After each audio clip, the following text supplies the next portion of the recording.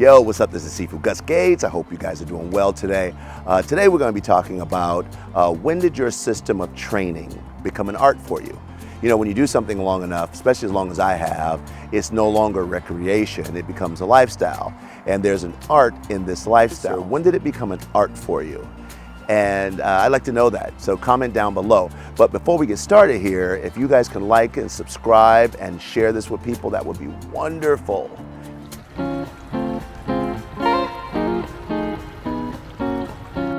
When any form of training starts off as fun and it becomes deeper for you to where it becomes a lifestyle, you know, and Kung Fu is not the only way. There's a lot of martial arts out there that have a lifestyle. And I think it's good. I think it's great. I think it's, if it makes you a better person, then I'm all for it. And so what we want to do is dig deeper into what did you do? You know, for me, I found that, you know, learning how to deal with emotions was the biggest thing for me as I was going through my Kung Fu journey for so many years. Now also one of the things as you get deeper into the art and you start dealing with and interacting with people who are really good at what they do, you start to learn a lot about yourself, a lot about, you know, this hurts, I don't know if I can do it. You start questioning yourself, and all that is a part of seeking out the greatness. And I always tell people you can do it, but you're just gonna have to work harder, because you don't need to be the biggest, you don't need to be the most talented in the room, but you've gotta work hard. That's the thing that makes all the greats the greats. And you gotta be a little stubborn too. You know, the stubborn, but you gotta be coachable. If you're stubborn and you're not coachable, then it doesn't work. However, I still haven't found anything that changes you faster than martial arts. You know, the stress in martial arts puts things in perspective for you. It makes you think about, oh man, this is a punch coming at me, this is a kick. I actually have to do something because the threat of it is high. And what you learn from that practice, because you want to practice in a safe environment, but you don't want to practice in an environment where you're not being pushed. So some people are afraid to punch and kick and get hit and different things like that. But as a martial artist, you cannot be a martial artist without these things. And as a martial artist, you have to have this as part of all your practices. So at the Village, we do get hit and taken down. And as I start to get older, I'm not 100% loving it, but I still grow. I still learn a lot about myself. It teaches me how to keep my body in physical condition and keep my mind in a calm place, and how to breathe. Breathing is so, so important.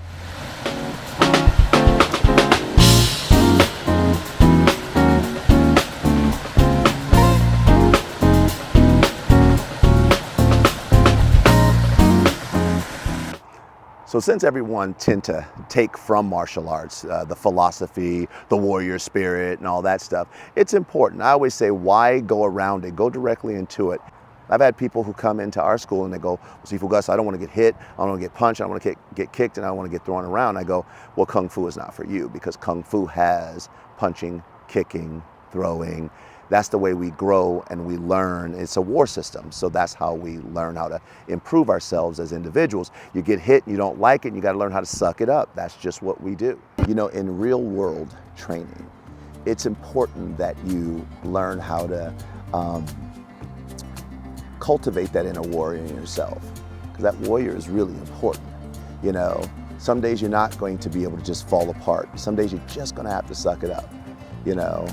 And if you start falling apart every day, then guess what happens? Guess what you become known as? You have now trained people to say, well, that person always falls apart, so they're not worthy of this concept. And it's important to understand that. And that's the very hard part about martial arts training, because most people can do martial arts.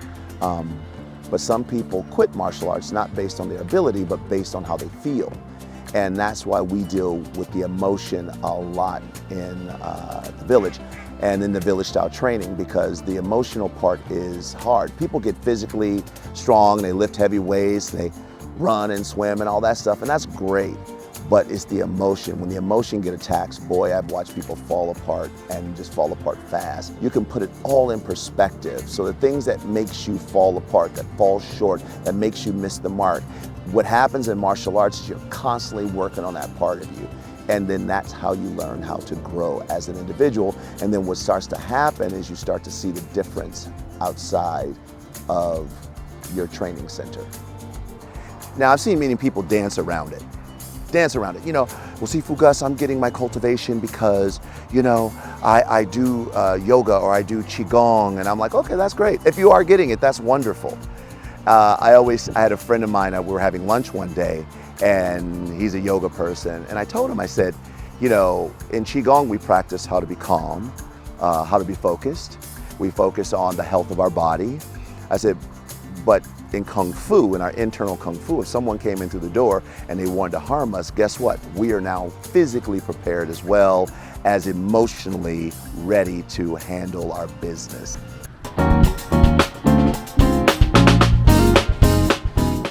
We all have a moment in life, and a moment when something bad happens. And the question is, what do you do? If you're constantly falling apart, just understand there's a better way. And so it is important for you to understand how to get a training in that will help you. Martial arts helps you with your emotions. You don't like it. You don't like getting hit. You got to get hit. You don't like being taken to the ground and having people on top of you. You got to grapple.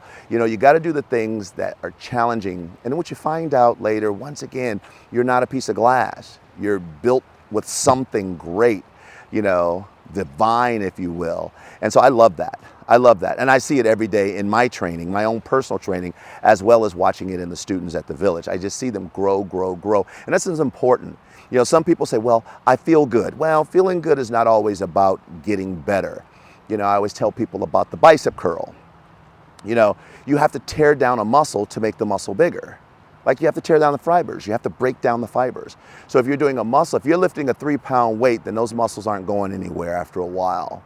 You know, so people are like, well, it depends on what you're doing. I go, well, if you're trying to build a muscle, if you're trying to make the muscle bigger, hypertrophy, if you're trying to make it bigger, then guess what? You're not going to do that. So what you're going to have to do is take that 3-pound weight, right? After your body acclimates to it, then you're going to have to make it a 5-pound weight or a 10-pound weight or a 20-pound weight. But you're going to have to create stress for that area of your body. Not overdo it, of course, not overdo it. But the goal is to create stress to allow for growth. And if you don't do that in your life, I'm not saying that every part of your life, and I don't encourage every part of your life that you walk in stressful. You walk in, hey, what's up, man? What the hell? You know, you don't walk in like that, no. But there should be a certain part. Whether you're, martial art is what I always recommend because I've seen the changes the fastest. But get into a fitness group where everyone's working hard. Get into a yoga group where people are really pushing themselves, not the Lululemon yoga. I'm talking about the serious deal where these people live the lifestyle, because that's where you're going to find the true change in yourself.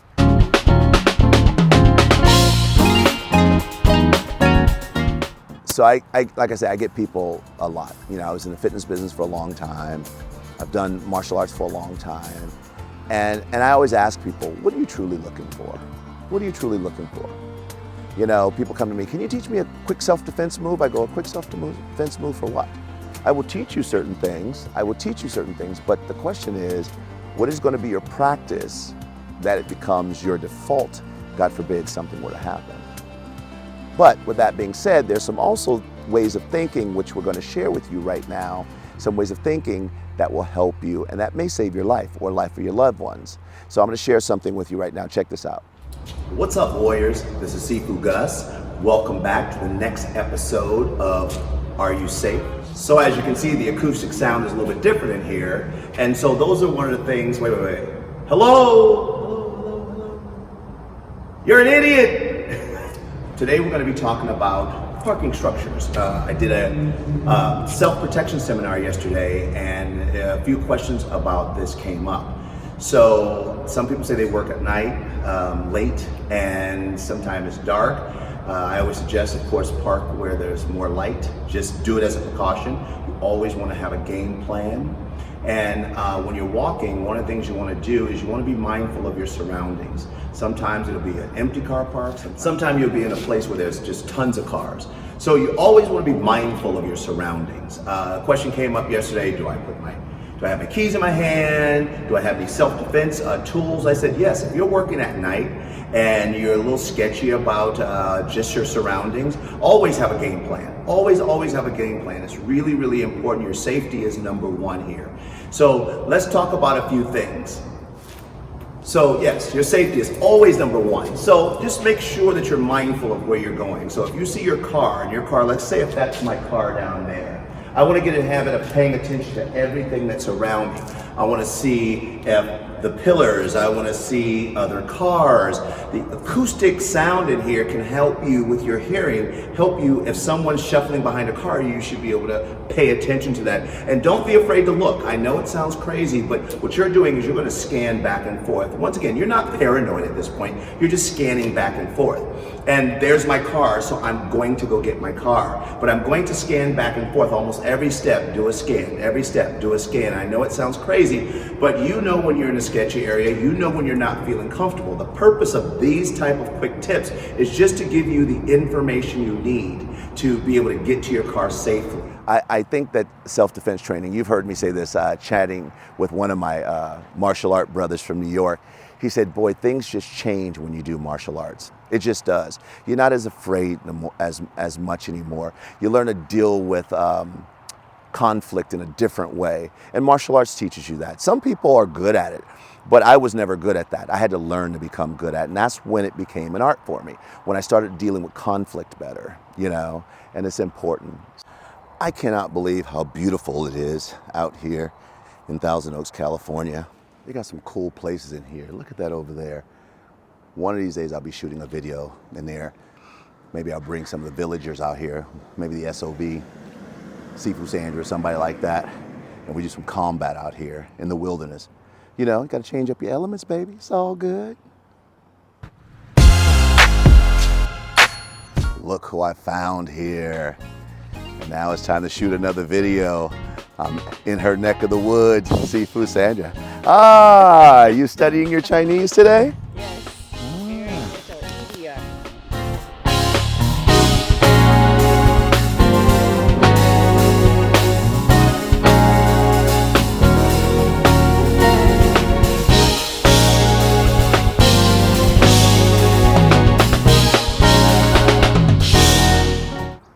Okay, so the conversation today is about when did the system become an art? You know, for the people out there, for myself, and since I ran into you, this was not planned, by the way. No. This is just Random. how small our community is. We just run into each other. So I know she probably wants to throw a punch at me, but I'm glad the camera's on so she won't do it. But like I noticed when the art really became an art for me, I was doing the work and I was doing the practice. I was working, training every day. I was practicing hard. But when I started noticing the things that happened outside, like learning how to be calm or learning how to draw boundaries, I learned that that's when I started getting a return on the art. Because sometimes you train and people train and they're like, well, I hope I'm doing good. But in village fighting, there's something that happens as you do this a specific way. Because if you train this for years and you're still the same, you know, mean person, then you miss something out of it. Right. Like you miss something out of its training, right? Because other people are like, well, I'm nice. I'm like, yeah, but you're not displaying kindness. What you're displaying is aggression toward people. And for a village fighter, we know how to balance that really well. So my question to you would be, when did you notice it? I think things happen organically and you don't really think about it like happening, it just happens. And when you talked about being outside of the village, I just remember like years ago before I trained, I'd hear a loud sound and I would jump, Yeah. you know? But after so much practice in the village and slamming up the poles and yelling and being thrown and throwing people, I'll hear a sound and I'll just turn and observe to look at it. I won't like panic, you know, I have a sense of calm. And because I think something simple. But yeah, because I think that like what people don't think, they think that, you know, we punch, kick, and beat each other up. So many scientific things that are going on, like training our nervous system, like the concept of because I see it's so funny when I see new people come in and someone slam the pole and they jump. And I just kind of chuckle to myself. I go, boy, if they train long enough, that won't affect them. Right. You know, or some people said, you know, when a car backfires, it doesn't affect them anymore. They just kind of turn and look, because now you start to learn what is a threat and is it a true threat? Do I need to run? Do I need to stay here and just look, you know? And I think training in martial arts, because I think martial arts is what gives you that, and it has to be martial. It can't just be art. You know, wushu is hard, right? But when you're getting punched, kicked, and thrown around, it's not an easy concept, you know. And can only imagine as a woman, you know, when you're having big guys punching you and throwing you around, how to recover from that. And the byproduct, as you've done this for multiple decades, that the calmness on the outside is what you lead by, not the emotional aggression, you know, of being crazy and that. And that's kind of what I've seen with you. But, you know, as a female, what do you think about that? What do you think about that component, like all those hardships that you've had to go through? I hated it at the time. I think everybody hated it at the time. But, you know, I always talk about this when we film or talk privately. Something in me just kept coming back for that training, and I was slowly growing, like every day, not really realizing it. When did you notice that this system, this style, this crazy Sifu you were training with, when did you notice that it became a lifestyle and an art for you? Well, I just remember being challenged once by a neighbor, like verbally and very aggressively.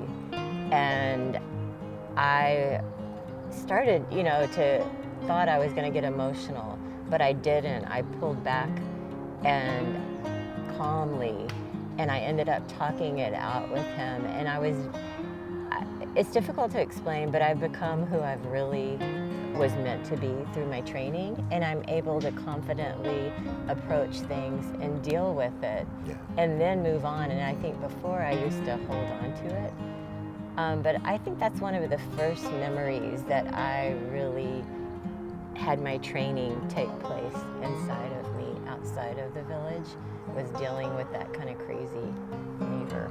And it's funny for people out there, you guys, it's hard for some people to understand, well, how could beating people up teach you how to be calm?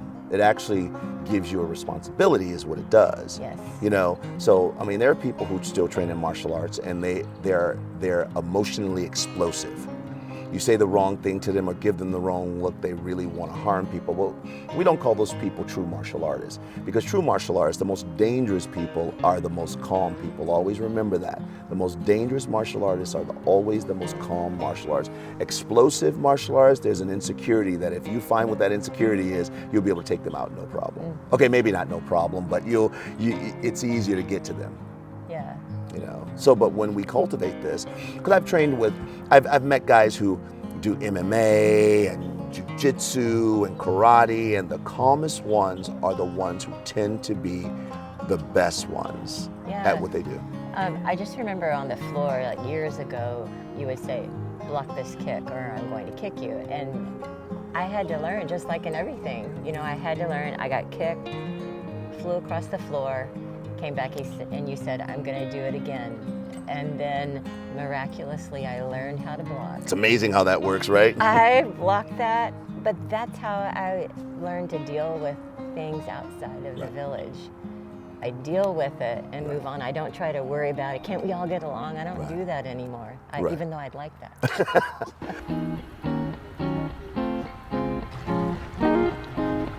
Well, and one of the things that we're learning here is, because always being submissive might not be appropriate for the moment. Sometimes you might need to say something.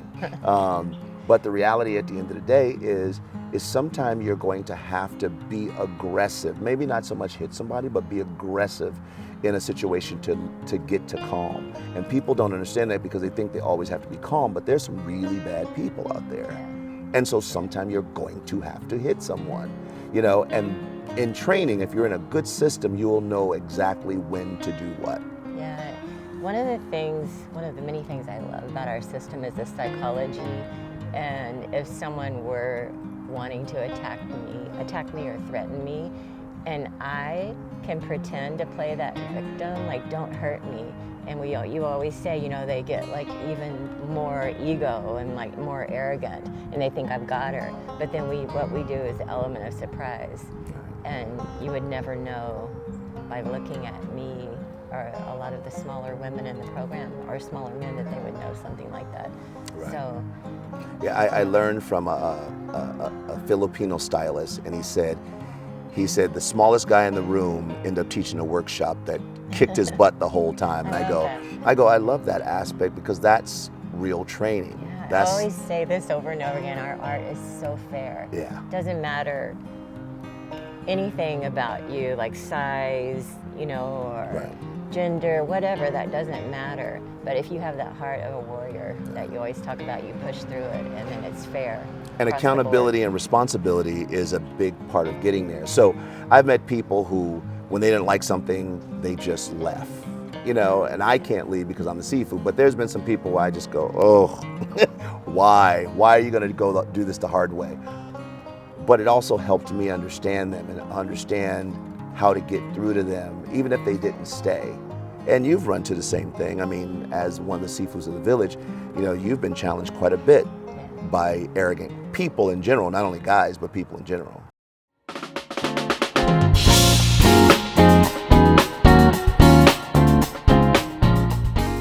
Which we always say, that's so cool. I hated that. I never liked that all along the way, but I had to deal with it. And therefore, that's how I've grown in this art. Those people were gifts for me. Yeah. And sometimes, the things that are challenging, I was mentioning earlier about lifting weights. I said, if you want your arms to get bigger or leaner or whatever it is, you're going to have to do a measure that challenges you. Yeah, if you just stick with the same thing that makes it easy, because people will say, well, we just feel good. I love feeling good. I'm like, that's great, but you can't grow that way. Gosh, I never felt good. I still don't feel good. I have proud moments, but I'm like, oh, that, when Sifu Julie drives through my center and knocks me to the ground, I'm like, I don't like that. Or Sifu Brian throws me, I'm like, why did you teach them? Why did as I'm in midair, why did I teach them this? But I love that, and it's become such a habit to us where it is a lifestyle, and that's why this lifestyle channel is so important, because people don't think they can do it, right? And I'm like, of course you can do it, right? But it just takes time. Kung Fu is one of those things that there's no 5 easy steps. Maybe there's 5 easy steps to get to the door, but there's no 5 easy steps to master yourself. Mastering yourself takes time, and that's not an age thing. People say, well, when I'm in my 50s and 60s, no, but if you give yourself the proper process, right, then you can learn how to master yourself much easier. Still work on it every day. And here's the beautiful thing of it: you never stop working on yourself. Right. And one of the things I love about Sifu Sandra, she motivates me, because I'll talk to her and she goes, yeah, I'm just finishing internal work. I'm like, crap, I gotta do my internal work, or I'm like, I'm going to the gym. She's like, okay, I'm going to the gym too, So community is important, getting in a community of growth. Some people get in a community and they don't talk, they don't know each other, and that's not a community of growth to me. A community of growth is that we motivate each other, sometimes by just comments or words we say. And people don't get that, And then you got the lone wolves. And if the lone wolf thing works for you, great. It doesn't work for me. I like community. I grew up that way. My grandmother was very big on, we are a family, Right. And you always lead by example. I try. I don't want to embarrass you, but, but we'll cut that part out of the video. Rather than talking about it, like so many people do, but you never see them do what they say that they're doing. I mean, I've watched YouTube videos for years, and I don't see it, but you do lead us by example, and we try to mimic that. That's the way I've been since White Sesh. I would always try to move like you, even though I thought that was totally unreachable. Well, and I think that good leaders are good example setters. Someone who, I've seen people who they're super flexible and they're athletic or they're bigger than everybody, and they don't share leadership qualities. And one of the biggest things for a leader is that they produce another good leader. Like the great thing about all you guys at the village, all the Sifus at the village, like if I'm in China training, the village the quality doesn't go down. Right? The quality stays just as high as if when I'm there. And I saw something, a great saying that says, a great leader will train you in such a way where no one really knows who the leader is. Oh. And I think that that's true, right? Like if I stepped away, people knew me, and then it's all the Sifus, and someone new came in, they wouldn't know. Or if they didn't know who I was, they wouldn't know. They'd be like, oh wow, everyone knows their stuff really well. And so we get distracted by party tricks and performances, but I don't think that's not real martial arts. Party tricks and performances aren't real martial arts, because the martial means war. Actually, wushu actually translates to the way of combat, right? And so if you're just wearing silk pajamas and dancing around, not that what they do is easy, that's not the way of combat, you know. Right. You know, unless you're combating your own self. And I don't know what that would be, but, you know. I'm pretty sure I've done that. Exactly. Bam! Punch my own self in the face. So anyway, we're going to wrap it up here. I know Sifu Sandra's got many things to do today with changing the world, but I want to have you back because I want to talk about China. And I want to talk about one that we've been talking about for a long time. You've experienced it yourself. I've experienced it. You've watched it in other people. And that's the internal battlefield. And the internal battlefield is a tough one because everyone with depression and anxiety and alcoholism and drug abuse, you know, once you learn how to get down this road and apply the system, the lifestyle to this, then you see how well it works. All right. Thank you, Sifu Sandra. Thank you, Sifu. You're so kind. Today.